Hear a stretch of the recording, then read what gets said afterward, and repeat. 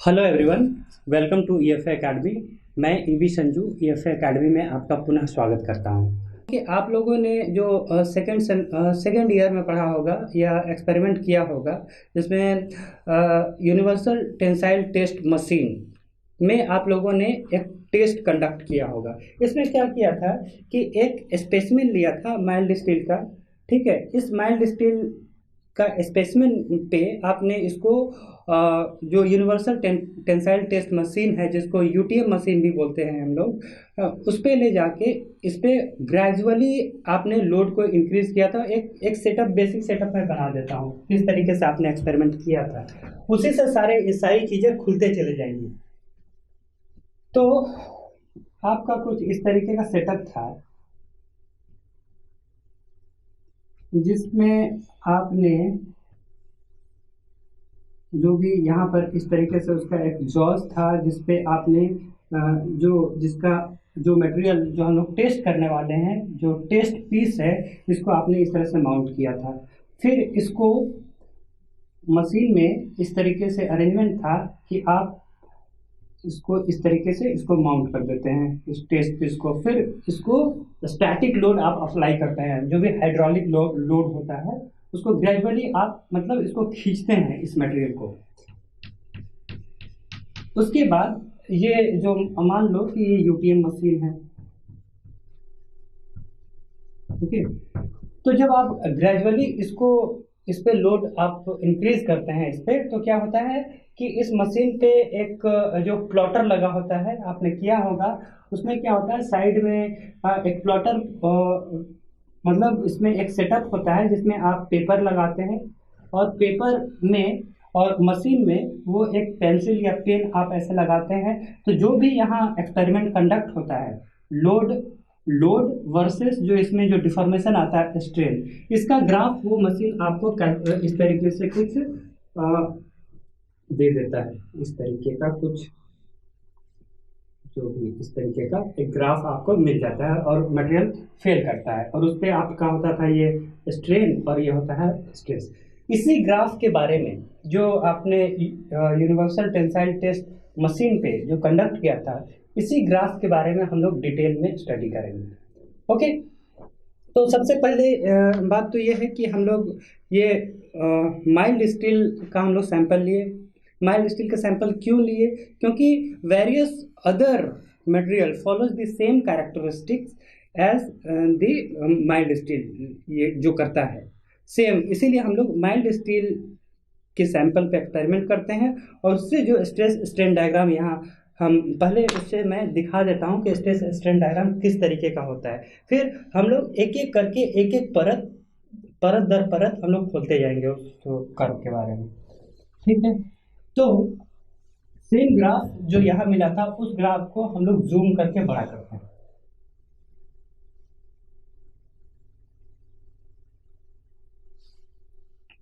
जैसा आपको पता है कि ये जो y एक्सिस होता है, ये y एक्सिस होता है आपका स्ट्रेस का, ओके, स्ट्रेस। और जो x एक्सिस होता है, ये आपको स्ट्रेन देता है। मान लो ये एप्सिलॉन है, मतलब लोड, जो भी आप यहाँ लोड प्रोवाइड कर रहे हैं, हाँ, लोड पर और divided by area, that is stress.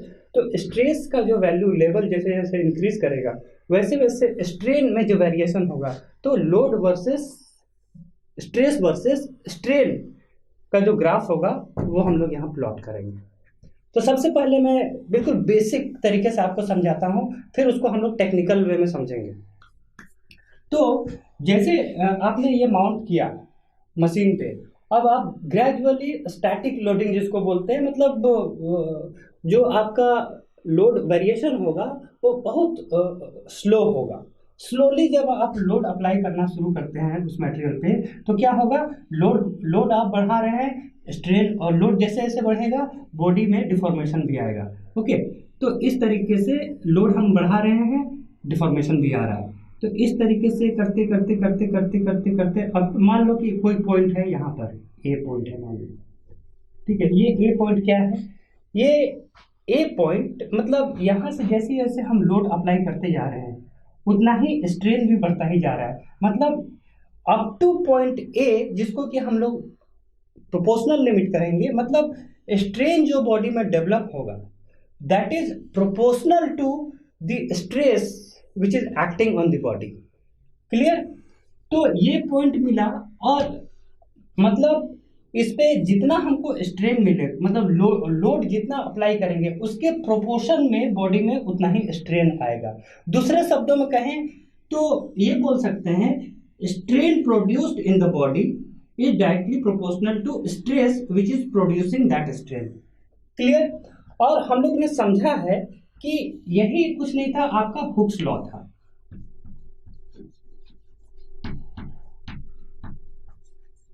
Hooke's law, और आप याद करेंगे हुक्स लॉ को हमने डिफाइन भी किया था कि with in a certain limit of stress, strain produced in the element is proportional to the stress which is producing that strain in the body। इस तरीके से हमने हुक्स लॉ को डिफाइन किया था। तो जिस लेवल की हम लोग बात करते थे कि सर्टेन रेंज, यही है आपका सर्टेन रेंज, मतलब अप टू पॉइंट ए, यही है आपका range. Up to point A when load is applied, strain produced in the body is directly proportional to the stress which is producing it. मतलब जो भी आपका एक स्ट्रेट लाइन की माफिक आपको ग्राफ मिलेगा ए तक। ठीक है, तो ए को मैंने बोला, हम दूसरे शब्दों में बोल सकते हैं कि ए क्या हो गया, प्रोपोर्शनल लिमिट, जहां तक लॉ ऑफ प्रोपोर्शनैलिटी आपका वैलिड होगा। ठीक है, प्रोपोर्शनल लिमिट। ठीक है, अब इसके आगे जब हम लोडिंग करेंगे तब क्या होगा। मान लो इस लोड को हम थोड़ा सा और बढ़ाते हैं और बढ़ाते हैं और बढ़ाते हैं, तो क्या होगा, जब लोड को आप ए पॉइंट के बियॉन्ड लोडिंग को आप अप्लाई करेंगे, मान लो इस तरीके से यहां पर, तो क्या होगा। ठीक है, ए तक तो क्या मैंने बताया था कि जैसे आप यहाँ ए तक लोडिंग करने के बाद आप उसको अनलोड करेंगे, लोड को हटा लेंगे, तो बॉडी अपना ओरिजिनल शेप को रिगेन कर लेगा। ठीक है, लेकिन क्या होगा जब ए से परे हम लोड को अप्लाई करेंगे तो क्या होगा। मान लो कि एक पॉइंट आया, एक लिमिट आया बी का, तो अप टू बी, कहीं तक भी, यहां तक, यहां तक, यहां तक, लेकिन इस लिमिट के अंदर जहां तक भी आप लोड अप्लाई करेंगे वो बॉडी क्या करेगा, अपना ओरिजिनल शेप को रिगेन करेगा। ए से भी करता था, बी से भी बॉडी रिगेन करेगा। अंतर क्या होगा, बस ए के बाद जो होगा लॉ ऑफ प्रोपोर्शनैलिटी वैलिड नहीं होगा। ठीक है, तो लेकिन बी तक क्या, बी पॉइंट क्या है, बी पॉइंट को मैं लिख देता हूं पहले। बी होता है आपका इलास्टिक पॉइंट, इलास्टिक पॉइंट। ठीक है, मतलब बी पॉइंट तक अगर आपने लोडिंग किया, लोडिंग करने के बाद आप लोड को रिमूव करेंगे तो बी पॉइंट से भी बॉडी अपना ओरिजिनल शेप पे आ जाएगा, रिगेन कर लेगा। किसी तरीके का उसमें रेसिडुअल स्ट्रेन स्टोर नहीं होगा। ठीक है, but only up to A, O to A जो लॉ ऑफ प्रोपोर्शनैलिटी वैलिड होगा, ए के बाद जो हुक्स लॉ डिसमिस हो जाएगा, मतलब प्रोपोर्शनैलिटी लॉ वैलिड नहीं होगा। अब देख भी सकते हैं कि मैंने जो ड्रॉ किया है 0 टू ए और ओ टू ए मेरा बिल्कुल स्ट्रेट लाइन होगा, और ए से बी वो स्ट्रेट लाइन नहीं होगा, हल्का सा वो कर्व टाइप से होगा, मतलब क्योंकि वो प्रोपोर्शनल नहीं होगा। ठीक है, तो बी पॉइंट मेरा होगा इलास्टिक लिमिट।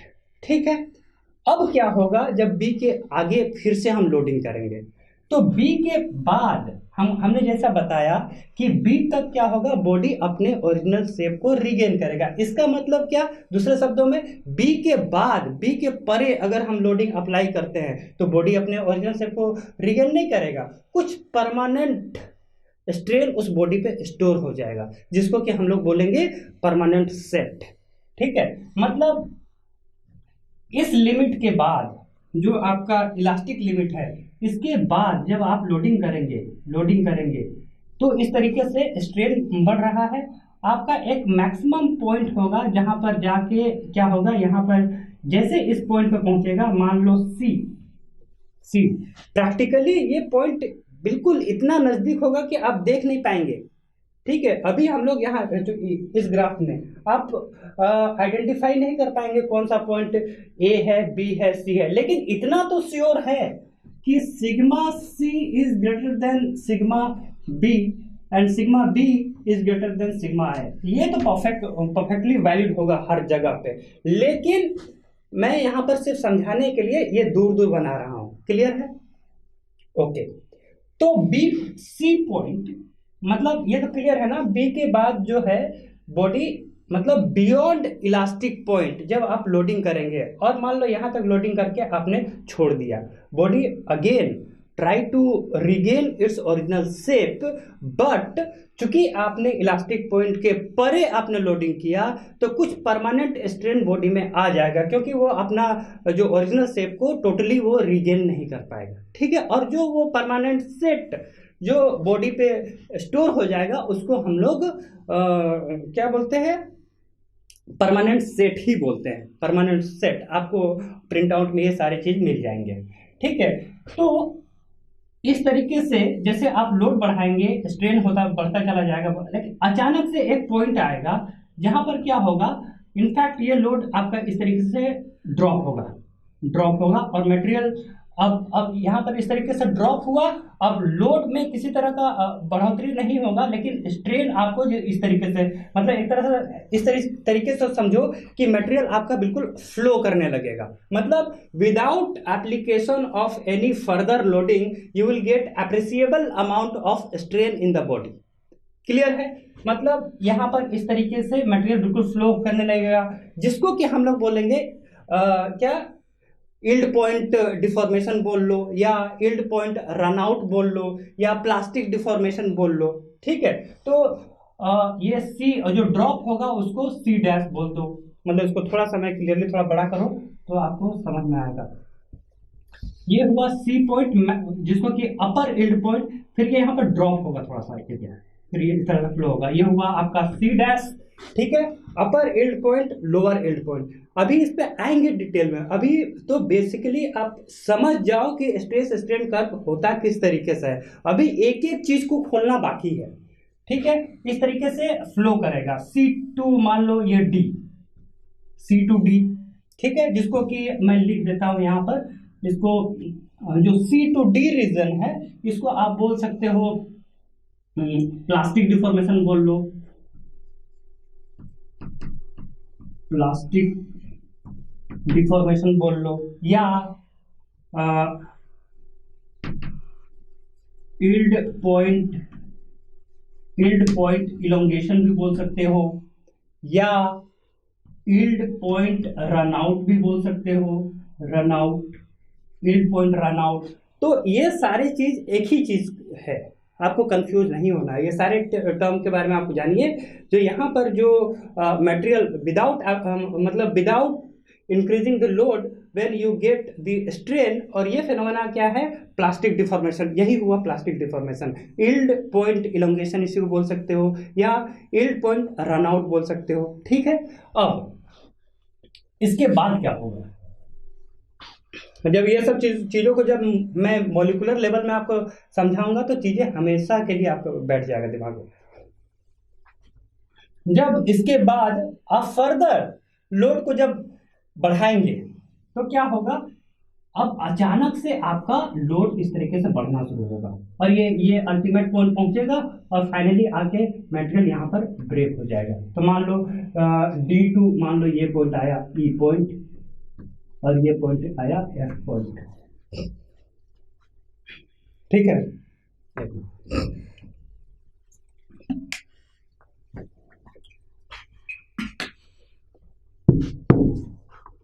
ठीक है जी।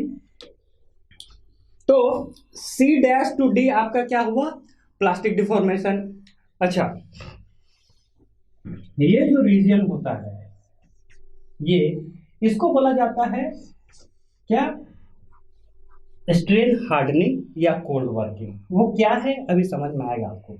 इसको बोला जाता है रीजन ऑफ स्ट्रेन हार्डनिंग,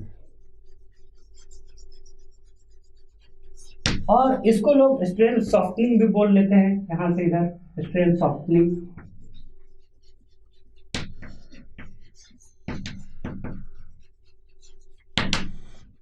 ये हुआ आपका अल्टीमेट पॉइंट, जहां पर जाके जब आप लोड का वैल्यू इस तरीके से सी से आप क्या कर रहे हैं, लोड को बढ़ा रहे हैं। एक मिनट, थोड़ा सा मैं इसका शक्ल सही कर दूं।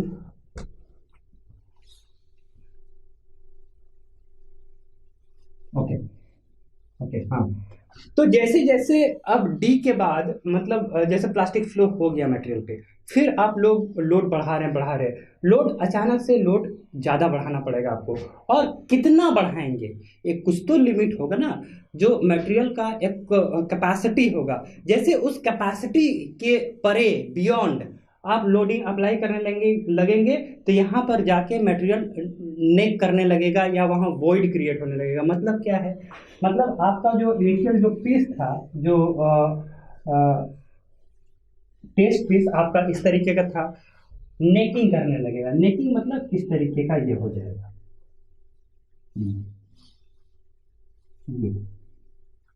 ये इस तरीके से नेकिंग होगा। फिर यहाँ पर क्या होगा, इस तरीके से वॉइड क्रिएट होने लगेगा और अल्टीमेटली जाके एफ पॉइंट पे मटेरियल ब्रेक कर जाएगा। क्लियर? तो एक बार चीज़ों को मैं रिपीट कर देता हूँ, उसके बाद हम लोग को मेन समझना क्या है। ये सब तो ये बिल्कुल सिंपल है, ये आपका प्रोपोर्शनल लिमिट है, ये इलास्टिक लिमिट है, ये अपर। हम लोग को समझना है बेसिकली ये रीजन, इसको अच्छे से समझना है कि यहाँ हो क्या रहा है। और इसको समझने के लिए थोड़ा सा मॉलिक्यूलर लेवल पे हम लोग को जाना पड़ेगा, और बहुत सिंपल है। आप विश्वास मानिए, एक बार आप देखेंगे बिल्कुल चीज़ें बिल्कुल क्लियर हो जाएंगी। बाकी तो आपका बना हुआ है, इसमें एक एक चीज़ लिखा हुआ है जो मैं एक्सप्लेन कर रहा हूँ, तो आपको चिंता करने की जरूरत नहीं है। इसलिए मैं नोट्स नहीं लिखा रहा हूँ। जितना देर में मैं आपको नोट्स लिखाऊंगा उतना देर में बहुत सारे जो होता है वैल्यूबल चीज़ मैं आपको समझा दूँ। बाकी आप नोट्स में एक एक चीज़ आपको मिलेगा जो मैं पढ़ा रहा हूँ। ठीक है, तो जो पॉइंट ए था, मतलब मैं फिर शुरू से जाता हूँ।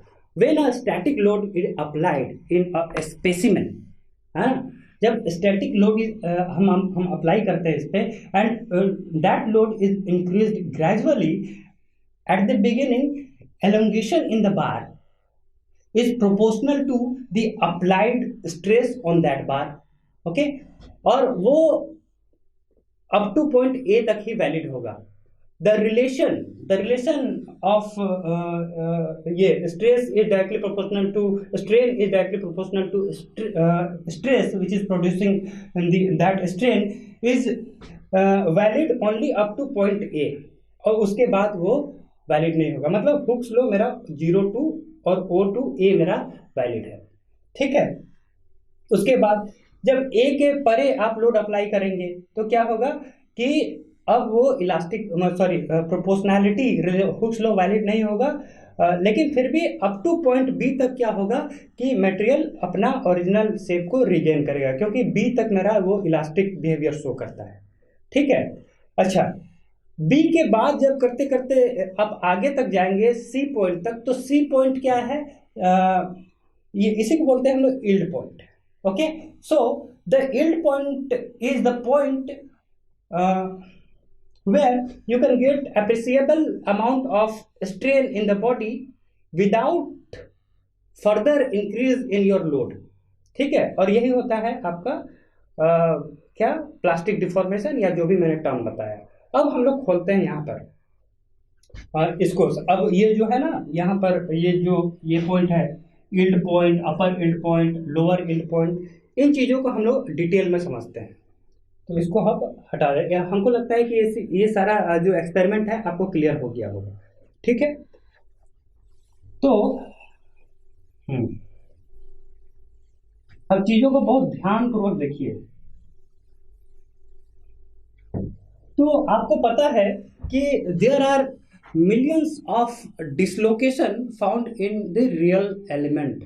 आप मतलब डिसलोकेशन क्या है, डिसलोकेशन एक तरह से डिफेक्ट आप बोलो, मतलब, और क्रिस्टल फ्लॉ, क्रिस्टल डिफेक्ट, मतलब किसी भी जो रियल मटेरियल आप जब लोगे, मतलब प्रैक्टिकली, वैसे तो हम आइडियल सिचुएशन हम जब स्टडी करते हैं वो अलग चीज़ है, लेकिन जब आप कोई प्रैक्टिकल सिचुएशन लोगे तो एक मटेरियल में मिलियंस ऑफ डिसलोकेशन साइट मिलेंगे। वो क्या होता है, जनरली क्या होता है कि जैसे आपने मटेरियल साइंस अभी नहीं पढ़ा है, लेकिन फिर भी कि जो मटेरियल होता है वो एटम से बना होता है, और हम बात कर रहे हैं माइल्ड स्टील का। मान लो माइल्ड स्टील का हमने सैंपल लिया है, तो माइल्ड स्टील में आपको पता है कि भाई उसमें फेरस एटम होता है और कार्बन एटम होता है। मेनली आपका फेरस एटम होता है, ठीक है।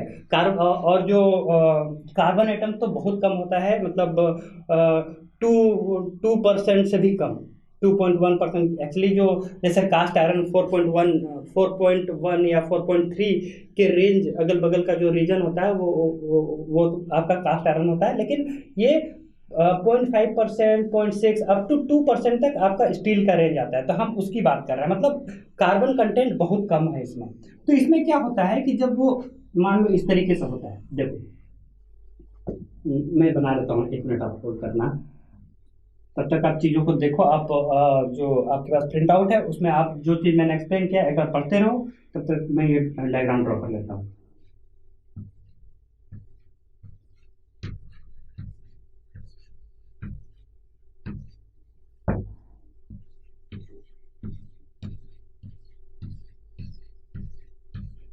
एक बार आप जब ये समझ जाओगे, फिर कभी भी आपको,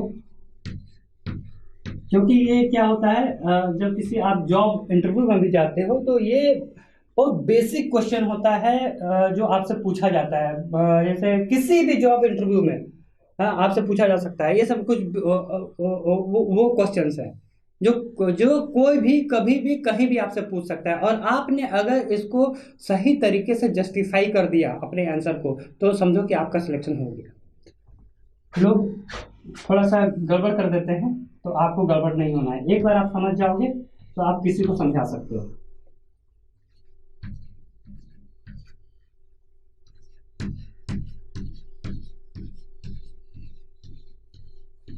और हाँ ठीक है, एक मिनट ये बना देता हूँ।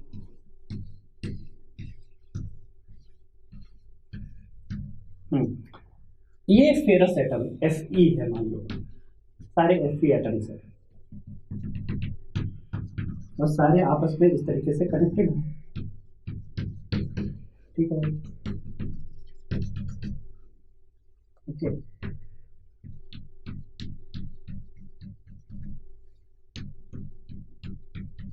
अब देखो, आपको आपको मैंने बताया था कि डिसलोकेशन, और जिसको कि जो मटेरियल डिफेक्ट बताया था, ये क्या होगा कि एक इस तरीके से लेयर आ रहा है एटम्स का, आते आते आते आते मटेरियल यहाँ पर आके टर्मिनेट कर दिया, और इस तरीके से यहाँ वॉइड क्रिएट हो गया। ओके, ये वॉइड क्रिएट हो गया, ये सारे एक दूसरे से कनेक्टेड हैं।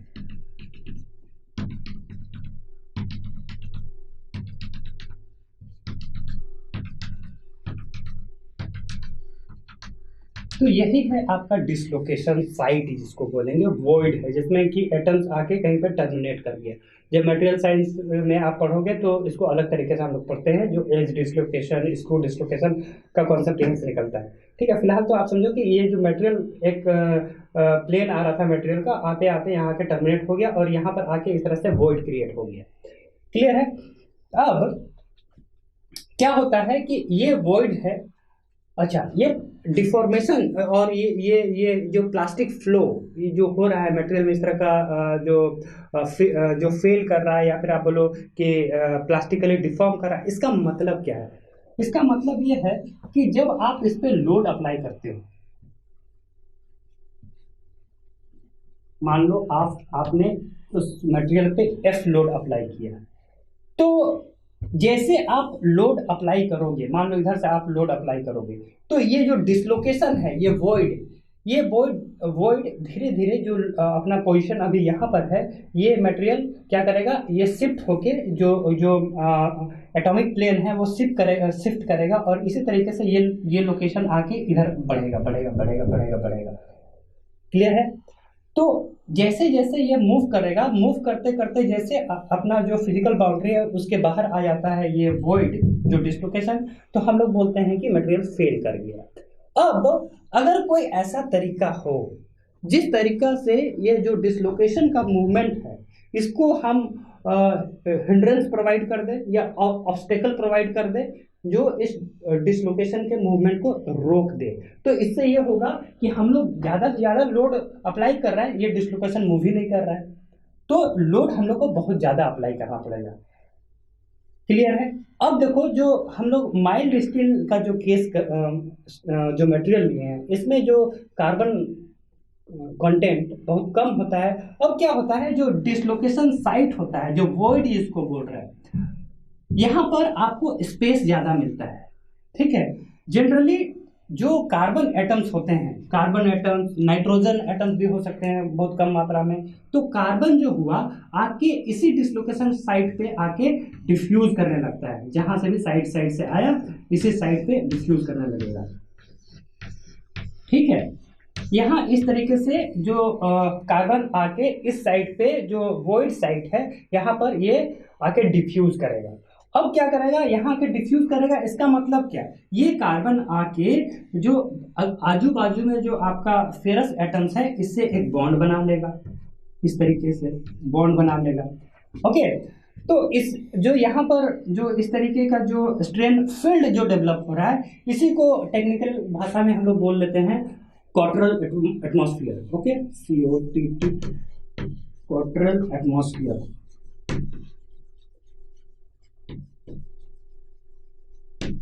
ठीक है, तो जब कार्बन एटम्स आके यहाँ डिफ्यूज करने लगेगा, डिफ्यूज करके जब फेरस एटम्स के साथ में उस तरीके से बॉन्ड बना लेगा, तो ये स्ट्रेन फील्ड जो डेवलप हुआ इसको हम लोग बोलते हैं क्वार्टरल एटमॉस्फेयर। क्लियर है? अब देखो सारी चीज क्लियर होती चली जाएंगी। वहां पर मैंने जैसा बताया कि मटेरियल को प्लास्टिकली डिफॉर्म होने के लिए या फेल होने के लिए डिसलोकेशन को आगे मूव करना पड़ेगा। ठीक है, लेकिन अब क्या हो रहा है कि अगर हम यहाँ से लोड अप्लाई कर रहे हैं, यहाँ से जैसे लोड अप्लाई करेंगे ये डिसलोकेशन मूव करना चाहेगा आगे। ठीक है, अब लेकिन यहाँ पर तो क्वार्टरल एटमॉस्फेयर क्रिएट हो रखा है स्ट्रेन फील्ड, इस स्ट्रेन फील्ड को ब्रेक करना पड़ेगा पहले। ठीक है, यही कारण है कि यहाँ पर यहाँ से जैसे आप लोड अप्लाई कर रहे हो, अप्लाई कर रहे हो, सी पॉइंट जैसे पहुंचा क्वार्टरल एटमॉस्फेयर टूटा फ्राक, और जैसे टूटा वो फ्राक से ये लोड आपका गिरता है जो जिसको कि आप लोअर एंड पॉइंट बोलते हो, C dash. Upper and point जहां पे ये क्वार्टरल एटमॉस्फेयर टूटा, फ्राक टूटा, और टूटने के बाद ये वो लोडिंग अचानक से C डैश गिर जाती है, C डैश। ओके, टूटने का मतलब क्या है, मतलब ये है कि एक मिनट, एक लेयर में यहाँ और बना देता हूं।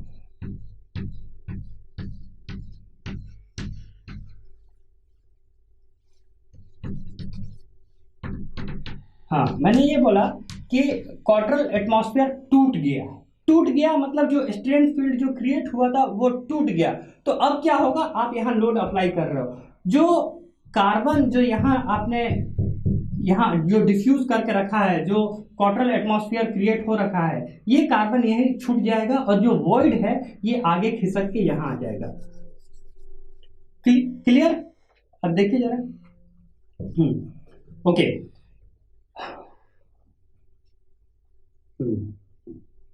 ठीक है, तो अब क्या हुआ, जैसे क्वार्टरल एटमॉस्फेयर टूटा, टूटा मतलब कार्बन एटम पीछे छूट गया और जो यहाँ पर वॉइड जो था ये आगे खिसक गया। ठीक है, चूंकि ये माइल्ड स्टील का केस है, इसमें कार्बन कंटेंट बहुत कम होता है, अब इधर कोई एक्स्ट्रा कार्बन है नहीं, मतलब अब जो डिसलोकेशन का जो मैंने शुरुआत में बोला कि डिसलोकेशन का जो मूवमेंट है उस मूवमेंट को हमको हिंडर करना है, ऑब्स्टेकल प्रोवाइड करना है, तो क्या होगा, मटेरियल का स्ट्रेंथ बढ़ेगा। लेकिन अब तो क्या हुआ, डिसलोकेशन जब एक बार क्वार्टरल एटमॉस्फेयर टूट के आगे बढ़ गया, अब इसके मूवमेंट में किसी तरीके का कोई ऑब्स्ट्रक्शन नहीं मिलेगा, कोई ऑब्स्ट्रक्शन नहीं मिलेगा, अब ये स्मूथली आगे फ्लो करेगा। ये देखो स्मूथली फ्लो कर रहा है, जिसको कि स्लिपिंग ऑफ कार्बन एटम्स भी बोला जाता है, स्लिपिंग ऑफ एटम्स, यहाँ पर स्लिप करता है, इसीलिए आपको किसी तरह का कोई लोड बढ़ाने की आवश्यकता नहीं होती है, क्योंकि सेम लोड पे वो फ्लो करता है। इनफैक्ट लोड तो आपका डिक्रीज हो रहा है, सी डैश पे आ जा रहा है। तो ये आपको ध्यान देना, ठीक है। हाँ, तो अब ये डिसलोकेशन मूव करना शुरू हो गया आपका, ठीक है। अच्छा, अब मान लो जैसे जो मेटल होता है मोल्टेन मेटल, जब आप मोल्टेन मेटल को आप लोगे और उसको सॉलिडिफाई करोगे, उसको जो हीट ट्रीटमेंट के समय क्या करते हैं, मोल्टेन मेटल आया, उसको हम लोग एयर के प्रेजेंस में या जो भी आपका हीट ट्रीटमेंट का मेथड होगा उससे आप सॉलिडिफाई करना शुरू करते हैं, तो मोल्टेन मेटल वो सॉलिड के फॉर्म में कन्वर्ट होना शुरू करेगा। तो ऐसा तो नहीं है ना कि एक ही बार में पूरा सॉलिड बन जाएगा, नहीं होगा। क्या होगा, अलग अलग पॉइंट पे इस तरह से जो न्यूक्लियस बनना, न्यूक्लिएट करना स्टार्ट करेगा। इस तरीके से अलग अलग पॉइंट से इस तरह से न्यूक्लिएशन स्टार्ट होगा, सॉलिड बनना शुरू करेगा। मान लो यहाँ से जो न्यूक्लिएट हुआ, न्यूक्लिएट करना शुरू किया, तो ये और ये बढ़ता चला जाएगा और अपने टाइप का जिस तरीके का यहाँ एक बार जो बनना शुरू हुआ, मतलब उसका ओरिएंटेशन जिस तरीके से हुआ, उस तरह मतलब ग्रेन टाइप, जिस तरह का ग्रेन टाइप एक बना उसी तरीके का ग्रेन टाइप ये बढ़ता चला जाएगा। उसी तरीके से मान लो यहाँ पर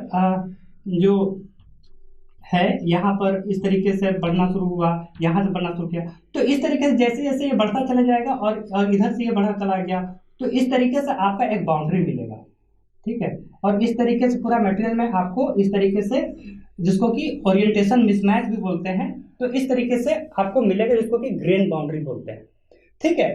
अब क्या होता है, जो डिसलोकेशन है, डिसलोकेशन जैसे जैसे मूव करेगा, डिसलोकेशन मूव करते करते करते ये सारे डिसलोकेशन आके ग्रेन बाउंड्री पे आके जमा होने शुरू कर जाते हैं, ठीक है। जो ग्रेन बाउंड्री पे आके डिसलोकेशन जमा होने लगता है, और जिसको कि हम लोग बोलते हैं क्या, डिसलोकेशन फॉरेस्ट।